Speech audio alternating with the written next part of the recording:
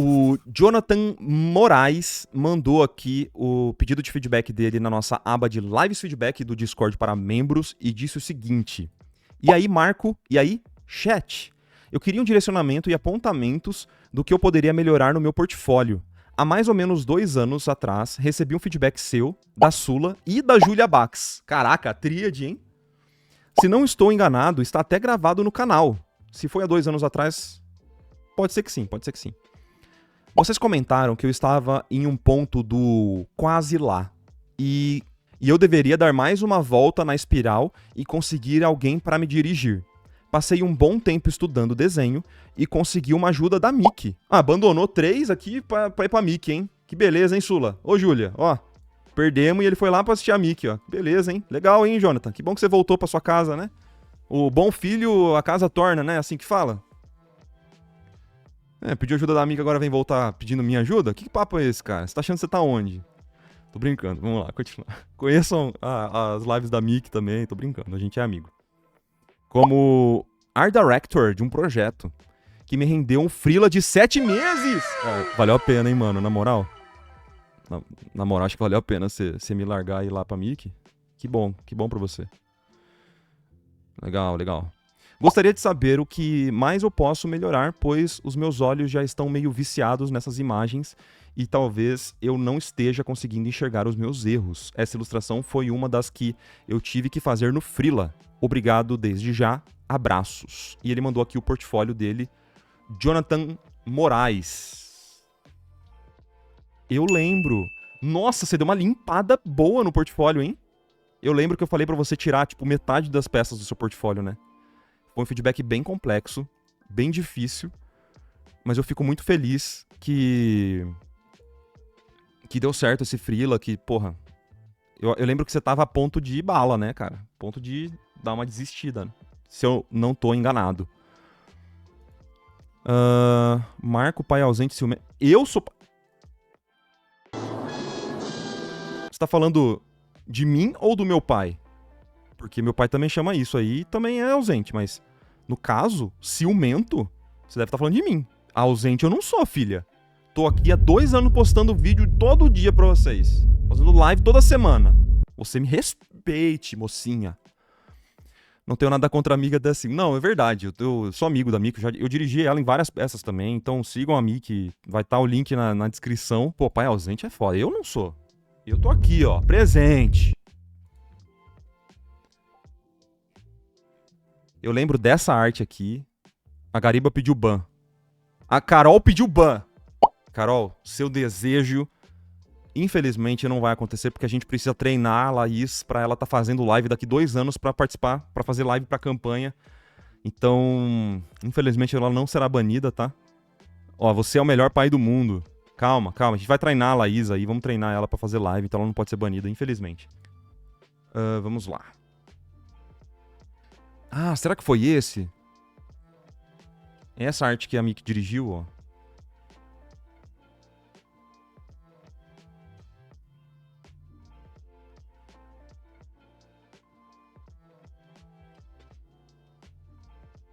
Esse foi o projeto. Muito bom. Muito bom. Que fofinha, ela dá tipo um alôzinho com a mão, né? Ela faz tipo assim, ó.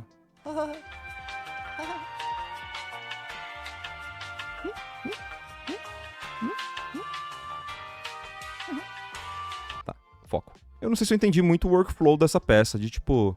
Você tinha essa imagem, aí você fez essa outra imagem, aí você fez uma outra imagem? Tipo, você fez 3 imagens? Por que essa sequência, será? Antes de refazer o desenho. Aí você fez esse desenho. E aí você refez o desenho? Tem algumas coisinhas bem legais que dá pra ver no processo aqui que a gente pode tentar trocar uma ideia, porque o que eu gosto de... peraí. Isso aqui você não precisa mostrar, viu? Eu sei que você conseguiu freela por causa disso aqui, mas essa parte aqui não precisa necessariamente mostrar, sabe? De o que vocês conversaram. Não sei se cabe muito, sabe? Isso sempre vai acontecer. Isso já é esperado de um diretor de arte. Então, você não precisa postar o pentover do diretor, porque não é portfólio do diretor de arte, entendeu? Então, no seu processo dá pra ver que você muda muito de ideia no meio do caminho, sabe? Uma coisa que você pode tentar estudar, e isso vem com essa experiência de produzir mais peças, e com certeza nesse freela que você fez outras peças, você deve ter aprendido muito disso, é tentar estruturar a sua peça de um jeito que ela não vai variar tanto, porque assim como eu vi num vídeo do Rodrigo Cordeiro, que ele acabou de postar um shorts que tá muito legal, conheçam aí o canal do Rodrigo Cordeiro também, o cliente, quando olha pro seu portfólio, ele procura por confiança. Não, segurança. Por segurança. Ele procura por segurança. Então, como que ele encontra segurança vendo essa sua peça? Entendendo que desde o comecinho ele pode confiar na sua visão artística, que ela não vai mudar tanto. Então, se você apresentar, sei lá, algumas thumbnails, essa thumbnail ela não vai variar muito até o produto final, sabe? Quanto menos variação, mais vai parecer que você tem certeza do que você está fazendo, que você é um profissional que sabe o que está fazendo, basicamente. Passa essa confiança, essa segurança para o seu cliente, sacou? Então eu gosto de ver isso em portfólio, quando eu olho. Quanto mais a peça varia demais ao longo do processo, isso me deixa um pouco inseguro, sacou? Faz sentido, os outros projetos também têm essas variações. E isso me mostra muito mais que talvez você possa passar um pouco mais de tempo nas etapas iniciais, para você, depois que concluir, por exemplo, a sua thumbnail, você não mude a sua composição, entendeu? Meio que bater o martelo ali na thumbnail, você vai manter aquela thumbnail até o final, porque ela vai estar muito boa, você não vai precisar arrumar tanto assim a sua thumbnail, entendeu? Então, a sua thumbnail convertida para linha, você não vai precisar reestruturar muito a sua linha, porque ela meio que só vai precisar desenhar por cima só para corrigir algumas coisinhas, você não vai corrigir grandes estruturas, porque você não errou tanto.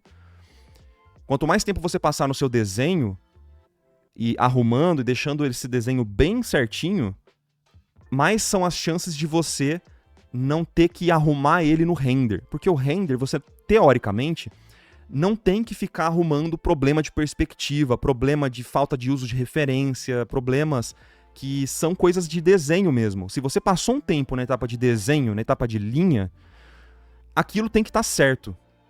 Entende o que eu tô querendo dizer? Não é pra você passar um tempo desenhando pra você ter que mudar completamente o seu desenho lá na etapa de render. Não faz nenhum sentido lógico isso. E pro cliente, isso passa insegurança. Deu pra entender? Então, se você, na visão de um cliente, tá? Se você passa muito tempo na linha, no desenho, e depois tem que mudar aquele desenho porque você não soube fazer o desenho, sabe o que pro cliente isso parece? Perda de dinheiro. Porque você passou vários dias fazendo uma coisa que você não vai reaproveitar, você não vai usar.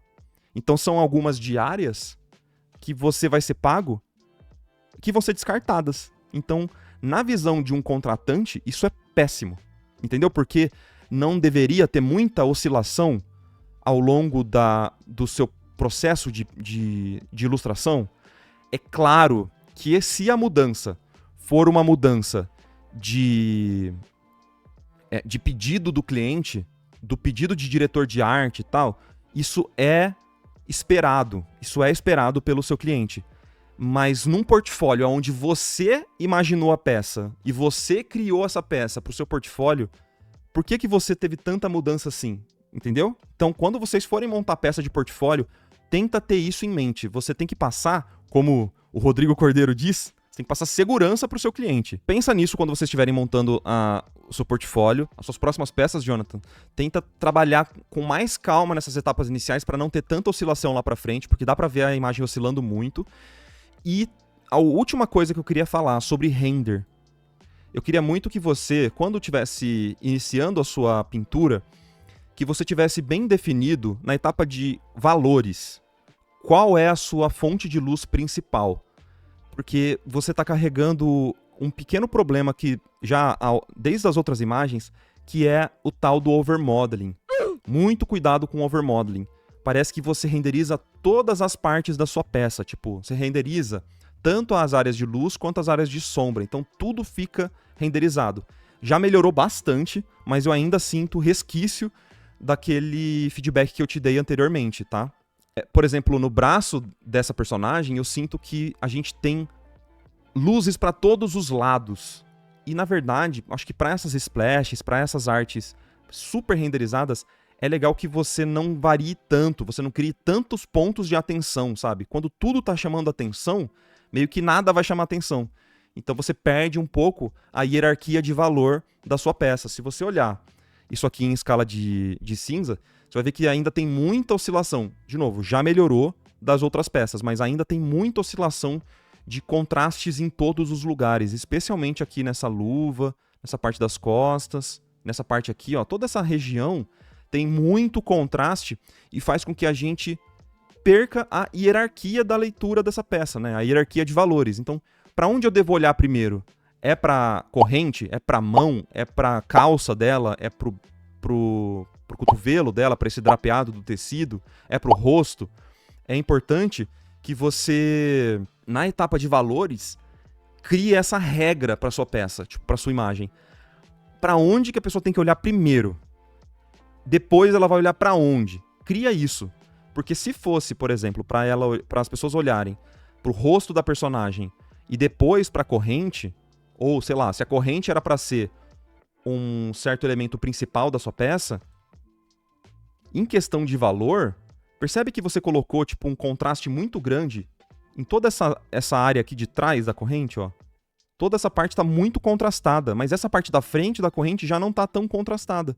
Então você coloca tipo uma cor que é praticamente branco aqui, chamando super contraste e atenção, e meio que a outra parte que tá branca é tipo um pouquinho aqui, um pouquinho aqui. Então por que a gente deveria olhar para cá necessariamente? Isso aqui chama muito atenção. A gente deveria olhar para cá primeiro, entende? Então eu acho que dá para você pensar nessa hierarquia, sabe? De valores. Quando você olha para uma peça tipo do Alex Flores, que é clássica, né? A gente sempre fala do Alex Flores quando a gente vai falar de splash art.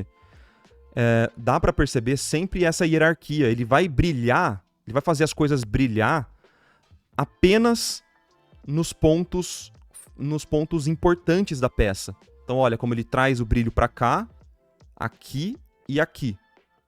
Tem uma hierarquia, a gente consegue olhar pra um ponto, depois pra outro, depois pra outro. As coisas não estão tão bagunçadas, tão misturadas, entendeu? Então essa leitura também é muito importante, muito valiosa na hora de você pensar uma imagem dessa. E isso para todas as imagens. Tem poucos pontos de alto contraste nas imagens, nessas splashes aqui, sacou? Ó, essa aqui, provavelmente a gente só vai ver essa parte de cima primeiro, ombreira, depois pontualmente aqui, e todo o resto é muito menos contrastado, sacou? Bem menos contrastado. Ele não é brasileiro, o Alex Flores. E aí, quando a gente olha pra sua imagem, a gente tem muito contraste em várias partes da peça, saca? Então é uma sugestão muito pontual, assim, mas que daria pra você dar uma trabalhada. Beleza? Então, aqui, por exemplo, ó, se a gente quiser trazer a atenção pra essa corrente, a gente pode tentar trazer esse brilho aqui. Ó, vamos supor que a gente traga essa parte brilhando pra cá. Ou até pra cá.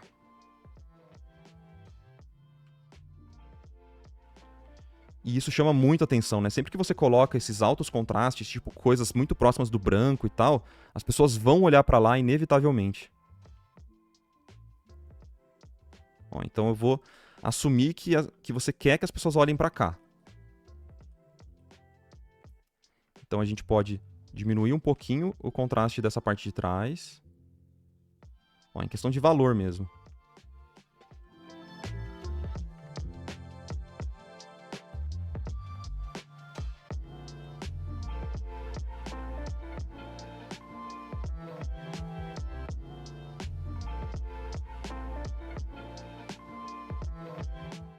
Essa parte da roupa dela, provavelmente, ela é completamente desinteressante para a leitura.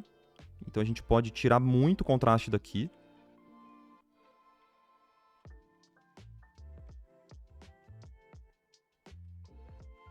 pode ter um pouquinho de sugestão de material, mas ela não pode estar com mais contraste do que o seu elemento principal. Tá brilhando demais. Ó, menos contraste. Aí dá pra pirar, né? Dá pra trazer mais brilho pra cá, ó. Com Color Dodge.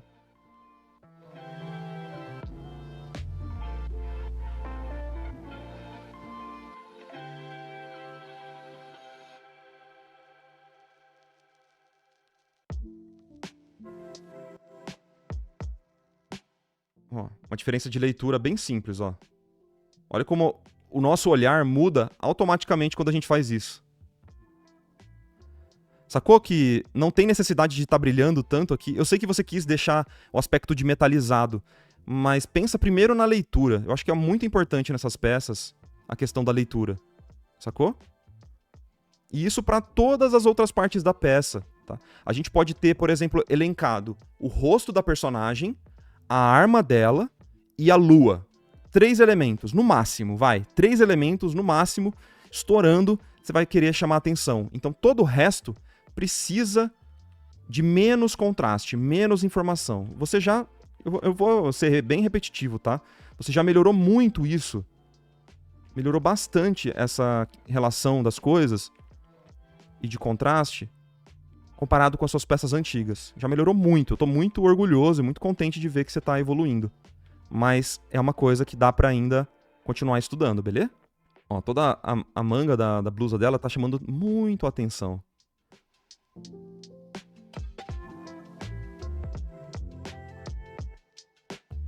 Se não tá batendo uma luz direta aqui, não tem por que você iluminar tanto, tá?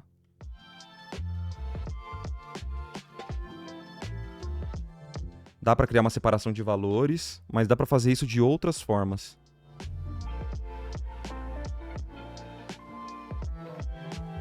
Dá pra fazer essa fogzinha que você fez, ó.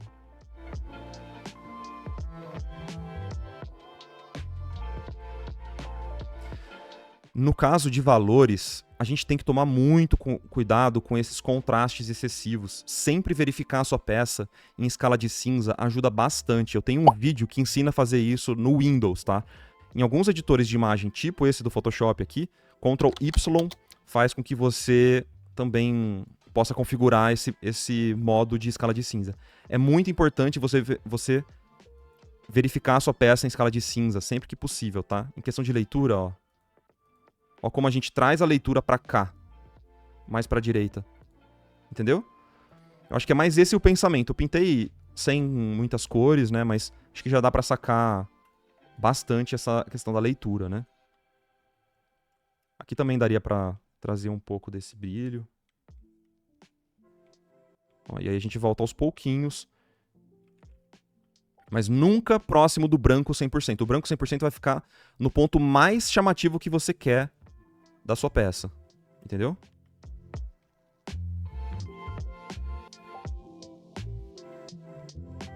Ó, aos pouquinhos a gente pode trazer esse contraste de volta para essas correntes.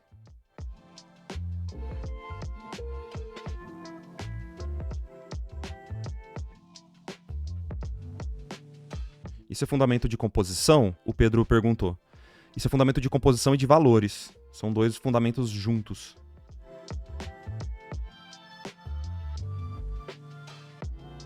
Ó, esses valores estão um pouco misturados, sem muita necessidade. Então a gente pode voltar. Essa sombra, como estava muito escura, eu vou dar uma clareada para que a gente possa ter uma silhueta bem evidente da corrente. Peraí, deixa eu pegar um azul.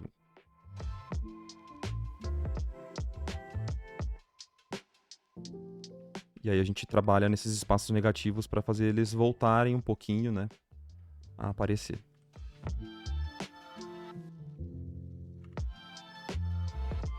Olha a leitura de longe como já melhorou bastante, né?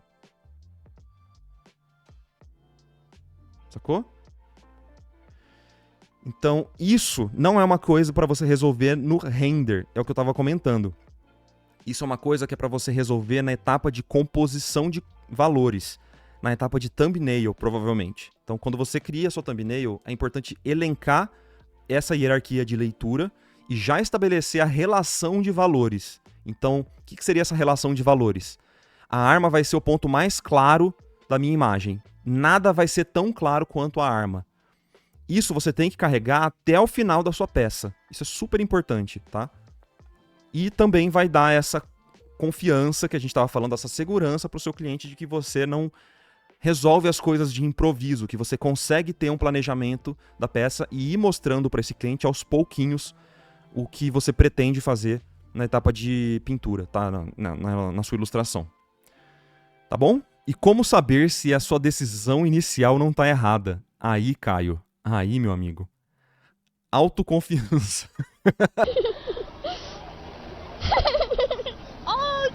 Não tem uma questão de errado. Só se você não tiver consciente que isso vai ficar desbalanceado. Não tem muito como... Tipo assim, arte não tem regra, sabe? O que eu tô falando são fundamentos de leitura que você pode utilizar para melhorar a leitura de uma peça. Eu não quero falar que tá errado, que o que ele fez tá errado necessariamente. O que eu tô falando é, a leitura da peça pode melhorar. Como é uma imagem feita para um jogo mobile, os critérios para um jogo mobile são leitura, design, tem várias coisas que a gente pode elencar. Para que a leitura melhore, não é que tá errado, mas é que você pode melhorar a leitura. Então, não existe essas regras de certo e errado em arte. Você precisa ter uma autoconfiança e uma consciência do que você está fazendo. Isso você adquire com muita experiência, muita bagagem.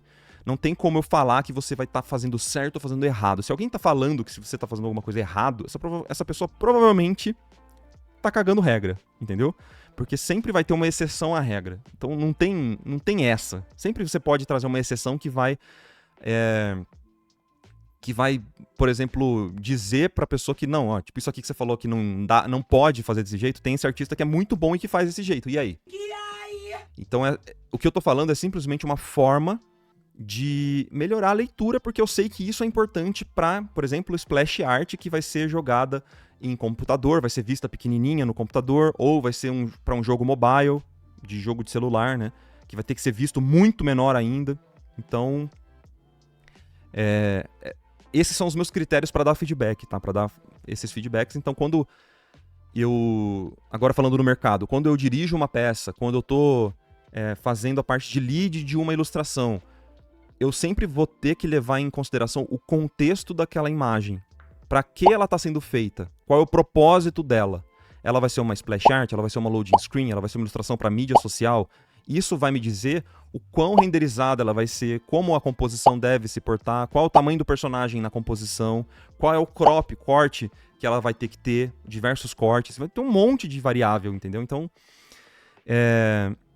você vai ter que ter essa autoconfiança e concordo aqui, ó, geralmente é para isso que serve o diretor. Então é legal que você tenha alguém para fazer essa sua direção, para te dar essa visão do escopo do projeto, para sempre te voltar para esse escopo, para isso que serve uma direção de arte. Beleza?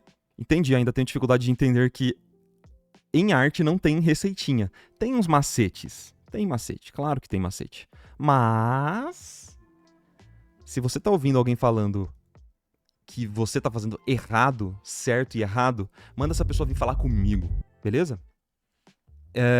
Só uma dúvida pro Jonathan. Você me mandou uma arte que é de um freela. Essa arte, você poderia estar mostrando essa arte? Porque você não postou no portfólio ela, né? Ah, tá no portfólio? Ah, você postou... Ah, entendi. Você postou ela antes. Ah, que você mexeu na ordem, né? Foi mal. Eu peguei essa aqui achando que era a última peça. Então essa aqui veio depois. Entendi. Tem uma coisa... Tem coisas parecidas do que eu falei, mas eu espero que o processo já tenha ficado mais certinho. Deixa eu voltar aqui, então. Pô, eu falei tudo achando que aquela era a última imagem. Ai, meu Deus do céu. Foi mal. Já melhorou muito na questão do processo, né? Mas já tá bem mais direto, ó. Isso melhorou bastante, cara. Mas o desenho você mudou no render, né? Então eu mantenho o que eu disse sobre o desenho. Vamos ver se peça aqui em escala de cinza. Com certeza as paradinhas de leitura que eu falei melhoraram, mas ainda eu mantenho o que eu disse. Dá para melhorar bastante a silhueta de alguns objetos. Aqui no cenário dá para melhorar bastante essa leitura das peças, ó, da árvore, separando a árvore, melhorando um pouquinho o shape, mas tá bem melhor já. Aqui eu mantenho o que eu disse, ó, sobre hierarquia de contrastes, né, de valores. Olha como a gente tem bastante contraste em várias partes da peça e a leitura fica até difícil de sacar o que está acontecendo aqui. E nessa aqui tem até um pequeno agravante que eu preciso te perguntar. Essa parte aqui é uma coroa que está no trono. Nesse escorpião. É a cabeça do escorpião? É tipo isso? Acho que é, né? De longe parece que ela é uma coroa do personagem, porque ela tá tão encaixada, tão perfeita aqui, que ela parece que faz parte do personagem. Porque ela tá alinhada com o personagem de uma forma... Eu não sei se isso é proposital na história, se tem alguma desculpa, né, entre aspas, para isso acontecer na história, mas definitivamente a composição dessa peça poderia melhorar bastante. Entendeu? Porque deixa um pouco confusa, né, a leitura da peça. Tá? Nesse caso dá para escurecer um pouco mais essas áreas. Não, nesse caso eu deslocaria esse personagem para a esquerda, para desalinhar com essa parte, porque ele tá completamente alinhado, né? E aí não tem o que fazer, não é uma questão de valor. Agora é uma questão de alinhamento, de tangente que a gente chama, né?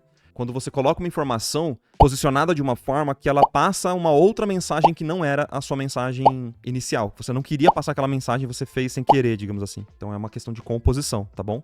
Então aqui eu digo bastante sobre leitura, ó, eu falaria sobre leitura. Toda essa parte do braço aqui, ó, ela some bastante na silhueta, ó. Questão de valor. Porque tá com muito contraste, tá brilhando demais. Então eu provavelmente escureceria bem isso aqui.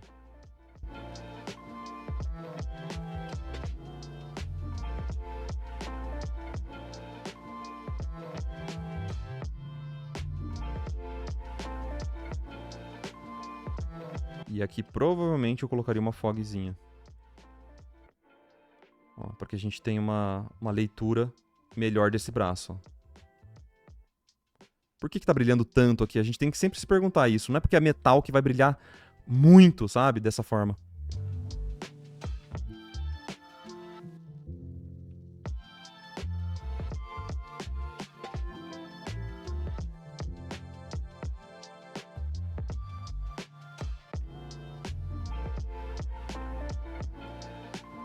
Beleza?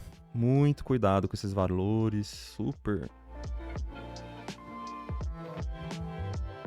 Isso aqui não tinha por que tá brilhando tanto.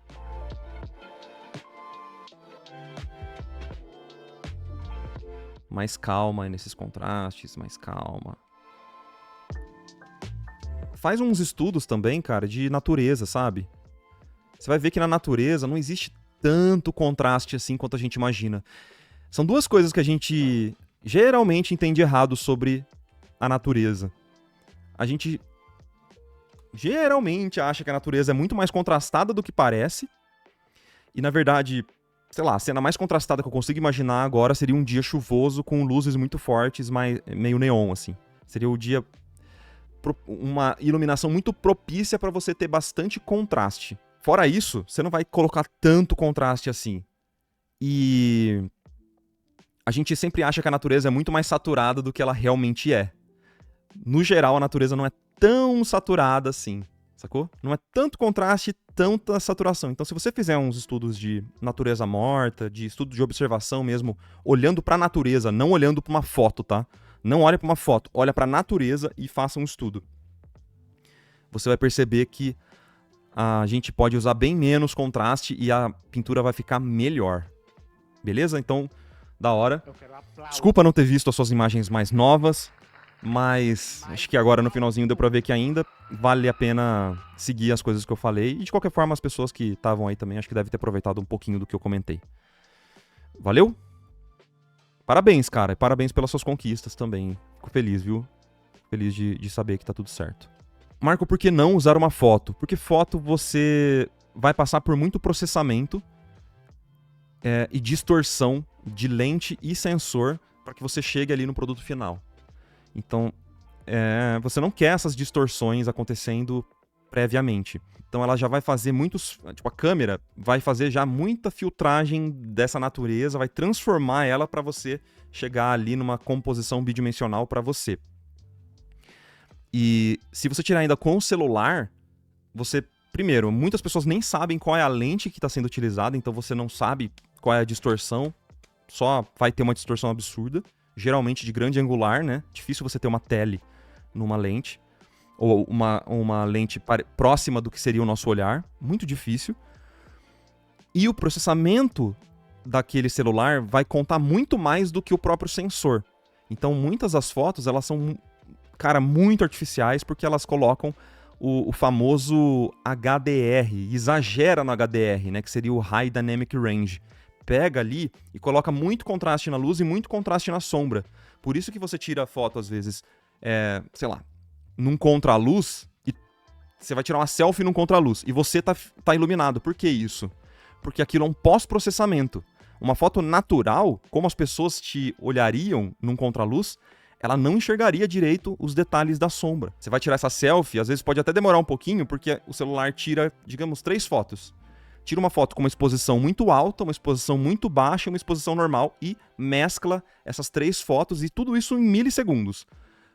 E você vai ter uma fusão de 3 fotos, por isso que gera uma sensação estranha, não parece natural, não parece orgânica. A gente tende a acostumar muito com esse efeito de fotografia. A gente está muito acostumado a ver isso nas redes sociais, porque todo mundo tira foto com celular hoje em dia muito mais do que com câmeras, por exemplo, uma câmera, sei lá, DSLR, enfim, mirrorless. Mas ainda assim não soa natural pra gente. Então quando você olha pra natureza para fazer um estudo, eu acho um dos estudos mais completos que tem, porque não só você vai ter a real sensação que aquela cena tá te passando, mas você vai ter o trabalho de converter aquele ambiente tridimensional para um ambiente bidimensional. Então isso já é um trabalho à parte, uma dificuldade extra que você vai ter, que é super positiva para quem está estudando, entendeu? Então você entende o que é o tridimensional e você vai ter que converter aquilo. Se você pega uma foto, aquilo já está convertido, já está com um monte de filtro, já, enfim, já está completamente artificial, entendeu? Então ajuda muito mesmo a você evoluir a sua percepção sobre a natureza.